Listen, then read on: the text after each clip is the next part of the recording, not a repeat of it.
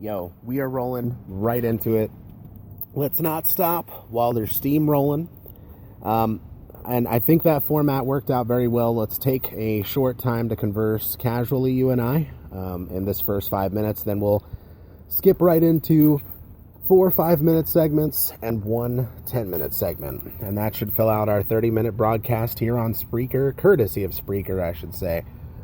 Twitter, Facebook, YouTube. Get at me, dude. This is the Duke of YouTube, as a matter of fact, if that's where you want to look for me, or Dave Grindall. Got a lot of material floating around, a lot of finished and unfinished conversations, but that's more of a socio-political thing. Right now, we're here to talk Pokemon Convergence, and that does fit in with the narrative of late for myself, of which I'm most dedicated to on getting involved with the gaming industry, not at vying for a job in one sector at any of these competing companies, but at the head of a creative development firm that seeks to put the perfect games into the hands of gamers and put the makings of a perfect game into the hands of companies that aren't just out to make a buck, but could make more money than they ever could have imagined by putting a worthwhile, fully developed, powerful, immersive game in the hands of their loyal customer base. That's what it all boils down to, man. It's about money in the end, but you could make so much more money by putting out a game that doesn't just exist in the realm of Nintendo. Don't hold this down and fight over rights. Put it on Xbox. Put it on the PC. Put it on PlayStation. Keep it on the Wii U. Handhelds across the board. Make one gigantic realm where everyone can come together, and it's just one of the most perfect settings. One of the most perfect settings for a uniting game concept. Pokemon. Such a powerful and so iconic with millennials, my own people who were there. We were the first wave. We were the first rock that the Pokemon wave crashed on. 93, 94. Cartoons. Game Boy. Trading card game. Like, this intro, I think, is going to lead into talking about the effective marketing of the Convergence and the mediums wherein it could exist. So let's say part 1 is going to be the Pokemon, the Convergence, the anime. And then part 2 will be the novel. Now, I mean, if manga follows suit, dude, I will sit down with anybody that has got the want. I mean, look at One Punch Man. I mean, give me a good story and somebody will make it look absolutely beautiful. And that's my job. And I suppose that's also a nod and a voiced, hey, I'm here, to manga production studios that have these talented writers, but they're wrapped up in projects that I think are, to some degrees, white noise. We have to be honest. It can't just be nice. It's not going to be buttery and sugary as we Americans like it, 24/7. But people, I think, would have lost their shit if Pokemon Origins was an hour-and-a-half long movie of that artistic caliber and that familiarity that was finally satisfied by looking at the story of Origins and shitting myself a little bit. Just a little nugget, a couple droplets of pee, and I realized, oh my God, the Convergence is truly possible. Because the story we're telling is of a land finally taken advantage of. The bad guys in Pokemon finally win. There is no happy, tearful redemption for the heroes, because the hero is Trainer Black. And if you read the manga or watched the anime, I mean, okay, if you read the manga, like a living, breathing character of that depth who does fulfill the aspects we desire when it comes to having a broad span of Pokemon, to having a more randomized feel to the world, including the problem with the ferals. Oh, yeah, so this is Pokemon the anime. Oh my god, man, I didn't even realize. I thought I was rambled right in the right direction. So, yep, we are talking about the anime. And to tell the story of the mainland world in this realistic context, if you gave me 52 episodes, I could tell every arc of the Convergence. Every arc. Guaranteed. I mean, and the quality of the animation that came out for Origins, that studio deserves to be the forefront. They deserve to be the vessel. You know? People need to see their name when in 5 years Pokemon has made Mario irrelevant. And I mean, really the hardcore standouts from some of the other massive top ringers in the recognizability aspects of the gaming industry, Pokemon would reign supreme. And as we moved into the future of virtual reality, it could hands down provide the coolest experience. That would be the reason for at least hundreds of millions of people to be like, yep, dude, I heard about it. And now hundreds of millions, tens of millions, even millions are walking around on the same server in the world of Pokemon that is lush, open, beautiful, rich, full, and pardon me, if going for the Convergence as a basis in any regard, wrecked and chaotic with battle and death. But let's not look at the VR for the Convergence yet, because it has to be established as an anime. Now, in 52 episodes, essentially the story would go as such. We introduce life in the 4 main regions.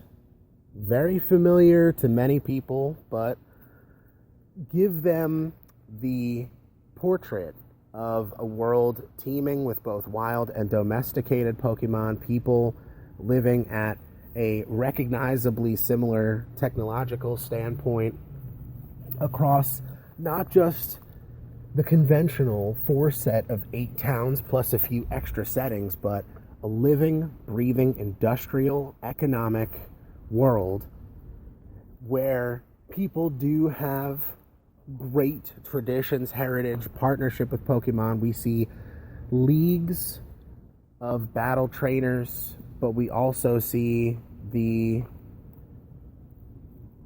journey that one could take in a world where for many decades there has been nothing to be afraid of. There is no outside force from the community. Johto, Kanto, Hoenn, and Sinnoh exist as one country, though they do have their traditional geographic borders, and their customs are different from the countless generations that have come before them, before the unification. And so it's much like living with people of other races, people of other religions, people of other nationalities. You can be next door neighbors, but the way that your neighbor was raised reflects when you really think about genetics and history, tens of thousands of years of changing, but okay. We're almost at 10 minutes, and look at that little bit of a kick I got off by not sticking with the format. And this is supposed to be a discussion. Okay, wow. So this is supposed to be a discussion about, the marketability of the anime series. And I guess I've only burned 5 of a possible 10 minutes for the anime and just change up the format a little bit. But you see that I look at it at a deeper level. Okay, but I want that to be clear, because people work together. I think if you tried to put the Convergence IRL, you're looking for this dramatic aspect that's in a lot of our culture, and so our television, our film, where people of different races dislike each other, where there's tension in so many different areas of difference for people that it causes conflict. In this, not only are people in general a community, like Unovans don't hate mainlanders or vice versa because of their cultural differences. They've never, several generations have not interacted with Unova. 100 years have passed. And it's like if after World War II, we left Europe and said we just lost millions of lives to save a bunch of strangers and to stop a stranger from fighting another stranger, although it could have been a danger to us later. No, just no more. Everybody stay where you came from and try to make it happen. Not even trade agreements. No trade, no contact, 100 years. The mainland is isolated. Kalos, isolated. Unova, isolated. And the Pan American Union, although being a massive geographic area, left Kalos after counterattacking through its manipulated, legendary-driven fearalization.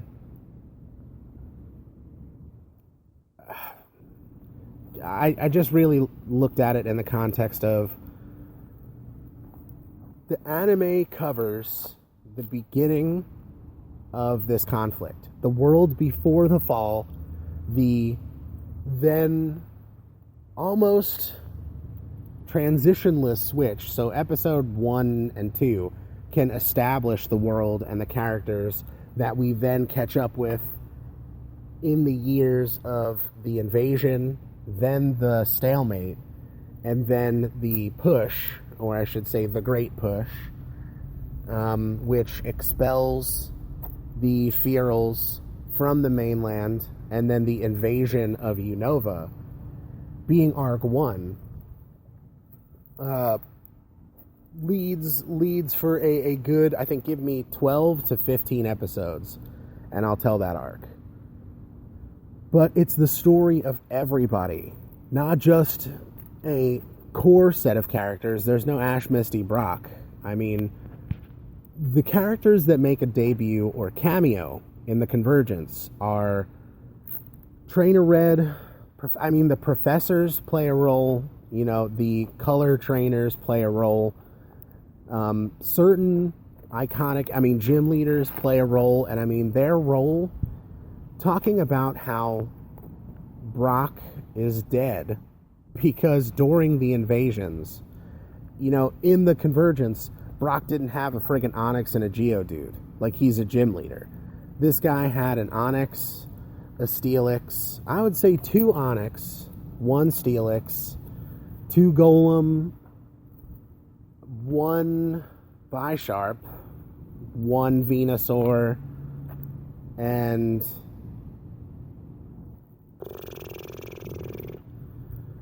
a Fearow, and a Magmortar. That's his crew. That's what a real gym leader's crew is. Without the 6 Pokeball limit, which, throw this in parentheses for a quick sidebar, please, as we've now fully diverted from the format, and we'll just try to have a competent 30 minutes for a Spreaker broadcast. Shout out to my humble broadcast hosts out here. Great app. Get it. Live it. Speak your mind. Ooh, like that one. There you go. Free advertising, Spreaker.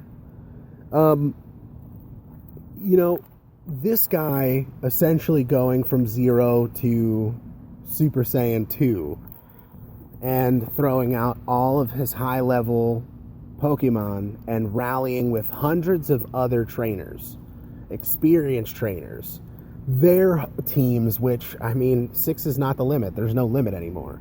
It depends on how many you as a trainer do you want to focus on having 6, 5, 4 very strong Pokemon and no HM and no HM slaves in the real shit context of the Convergence.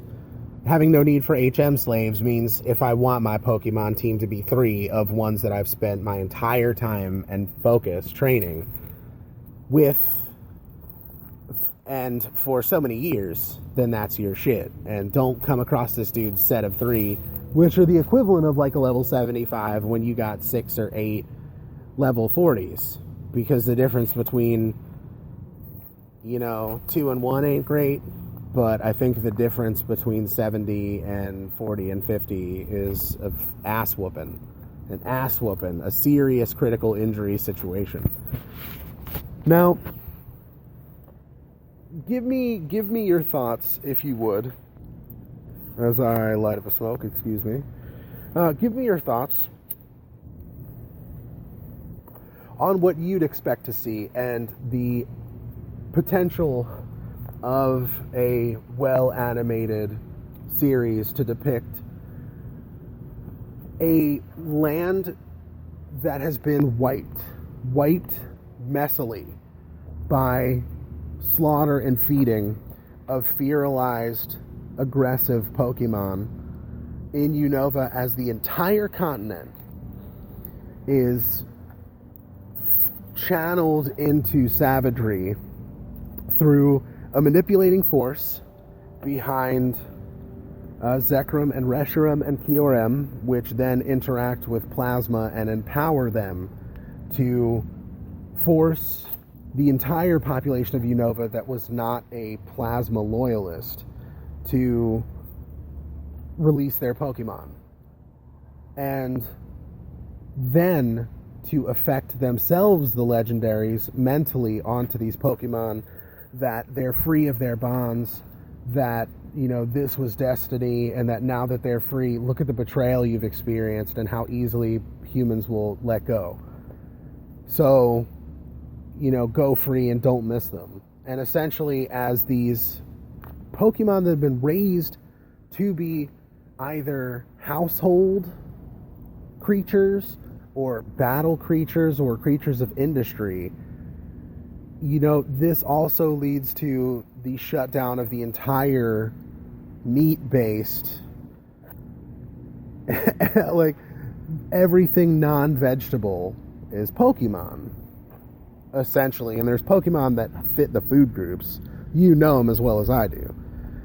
Now, when this goes down, not only is there a lot of conflict amongst the people who just were sort of forced and coerced to let their Pokemon go, to being short on food, a lot of rioting and fighting started, and that aggression poured more into the mindset of the newly released, and all of this negative energy caused the Pokemon who were born and bred and experienced fighters to be more aggressive in the natural ecosystem and cause a lot of damage to the natural order.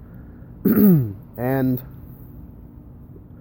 once the natural order became more disoriented, the aggressive and larger species capitalized, the predatory species capitalized, and now you're dealing with, and they're breeding uncontrollably, is I think the main point, because the population balloons, the prey spectrum is nearly wiped out, and those Pokemon turn on the humans and savagely empty the country of non-plasma loyalists, because plasma loyalists absorbed all of the wealth and the control of the Pokemon, which they were allowed by the string pulling of sort of the force behind the legendaries initially doing it. The puppet master leads the Pokemon still in the control of Plasma to be subservient, and they build these massive compounds, and they're protected and supplied while everyone else is essentially devoured. And then the real shit kicks in, where the legendaries call to all of the psychic types and dark types, and the mixing of these otherwise canceling and opposing types and their nature by pooling hundreds and hundreds of thousands of psychic Pokemon powers together They rip open portals in the fabric of space-time. And those portals open, these wormholes open at random spots in Johto, Kanto, Sinnoh, and Hoenn. And this is later reflected as what happened, but without a plasma element. It sort of just happened at random in Kalos 2 decades ago. And the feral hordes of Kalos were then sent to the Western Hemisphere all throughout the Pan-American Union. They were caught just as unaware as the mainland citizens and had a residual military force that, due to some interconflicts, more recent interconflicts, had caused them to have just enough time to, at the end, rally with a few 100,000 out of what was once a 2 billion plus human population, and 3 to 4 billion plus, or I should say more like 10 to 15 billion plus Pokemon population living across the entire of South and North American realm. Leaves them with a few 100,000 humans and a few 100,000 Pokemon. No shit. Oh my god, the Pan-American Union essentially turns its back entirely on Pokemon and uses them as a necessary, subjugated food source and slave force to build for them and feed them, while they depend on all the technological advancements they made in the wake of saving themselves from the invasion. But they use that technology mainly in the form of advanced airship technology. Let's not talk hover carrier. Let's talk World War II battleships, but 2 or 3 of them abreast with a singular hull using electromag repulsion to fly, or something like that. And they went to Kalos, being able to designate the other location of the wormhole by repeatedly trying to test the portals when they opened. They did eventually find the coordinates, and they sailed north of the mainland by 1,000 miles over these thousands of miles of land to reach the isolated, massive country, I don't know, man, like a China-sized country of Kalos. And they proceeded to lay waste to everything within sight. They didn't ask any questions. They didn't have, the humans were pretty much long dead, but there were several survivors. Now, 1 or 2 Kalosian survivors play a huge role in the Convergence. And I took the character from X and Y, the Looker, and he turned out to be an international police agent. Well, in this one, this dude turns out to be the ultimate criminal, and essentially the string puller behind all of it. And that came out of nowhere with the help of Matthew Wilcox, my homeboy, my crypto bro, still in the Navy, about to be kicking him with me here in Florida, I hope, sooner rather than later. And that is just another aspect, and that's a spoiler I won't drop on anybody.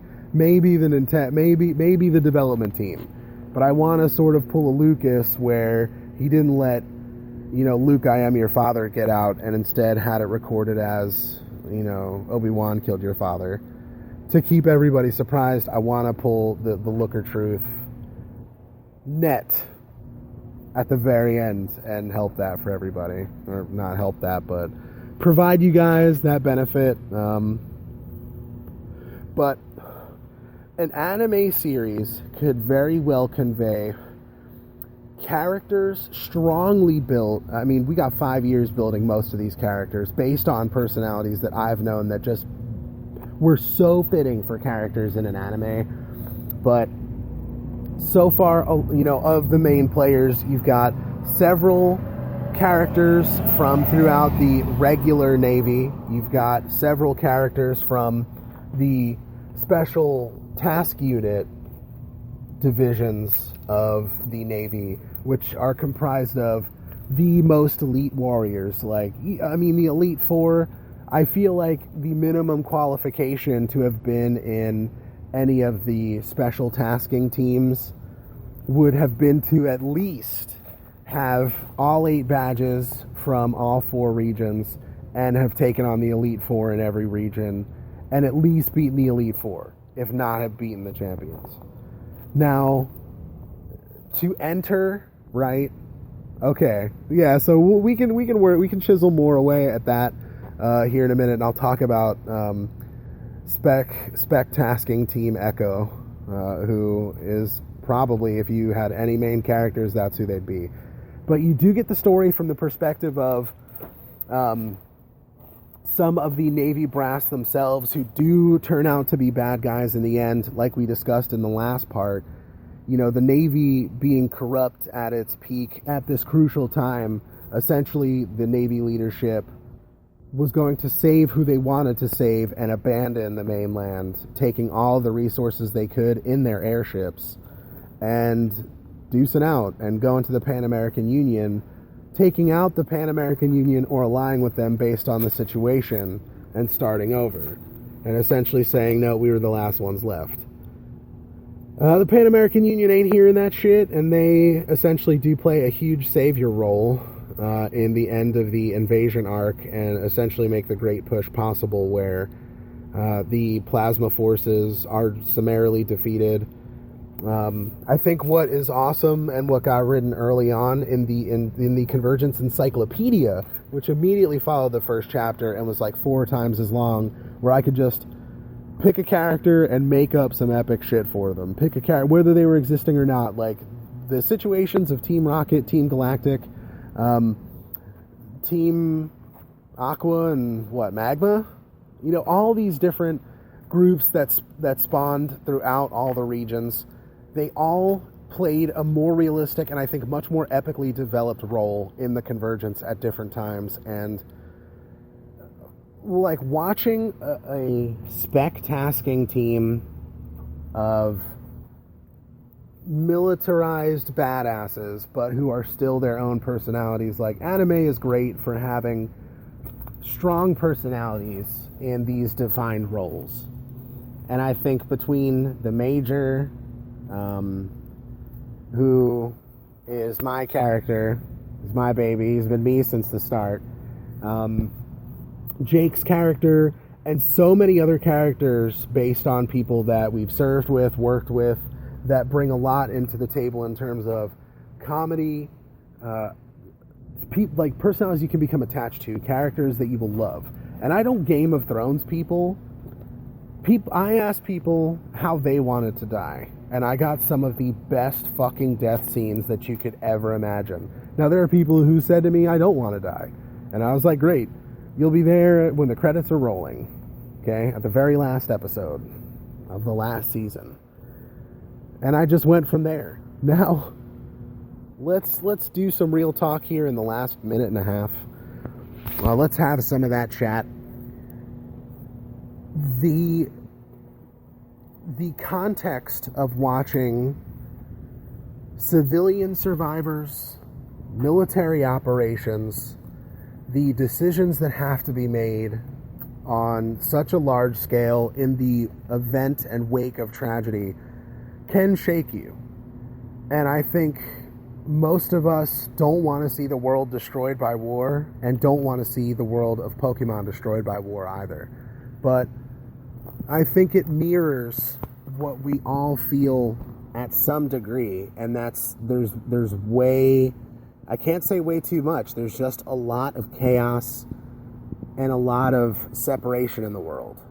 And Pokemon is something that can bring us together across this wide scope of mediums, because the feeling that by believing in yourself and believing in those around you, you can achieve any goal, any dream that you set for yourself. And it's really spectacular that we live in an age where technologically we could see the perfect Pokemon games, artistically we could watch the perfect anime of Pokemon, and we could all fucking enjoy it. And this is where it starts. Get with me, because I'm serious.